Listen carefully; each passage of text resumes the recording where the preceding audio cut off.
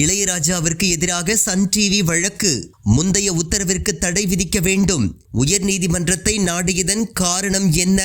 YouTube, Facebook, X, Instagram போன்ற சமூக வலைதளங்களில் வணிக நோக்கத்தில் தனது புகைப்படத்தை அனுமதியின்றி பயன்படுத்த தடை விதிக்க கோரி இசையமைப்பாளர் இளையராஜா சென்னை உயர்நீதிமன்றத்தில் வழக்கு தொடர்ந்திருந்தார்.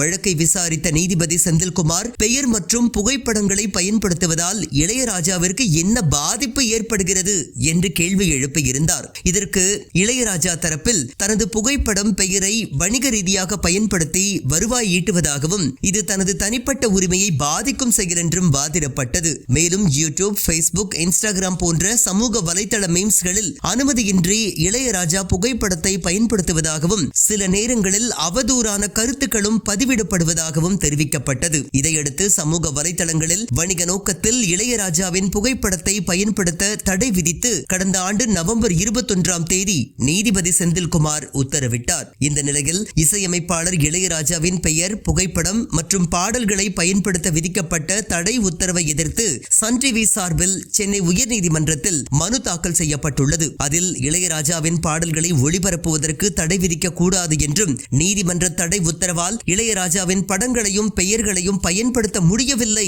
என்றும் தெரிவிக்கப்பட்டுள்ளது. படத்தையும் பெயரையும் பயன்படுத்துவதால் எப்படி இளையராஜாவின் உரிமை பாதிக்கப்படுகிறது என தெரியவில்லை என்று சன் டிவி தரப்பில் தெரிவிக்கப்பட்டுள்ளது. அதனால் உத்தரவை மாற்ற வேண்டும் என கூறப்பட்டுள்ளது. இந்த வழக்கு விரைவில் விசாரணைக்கு வரும் என்று எதிர்பார்க்கப்படுகின்றது.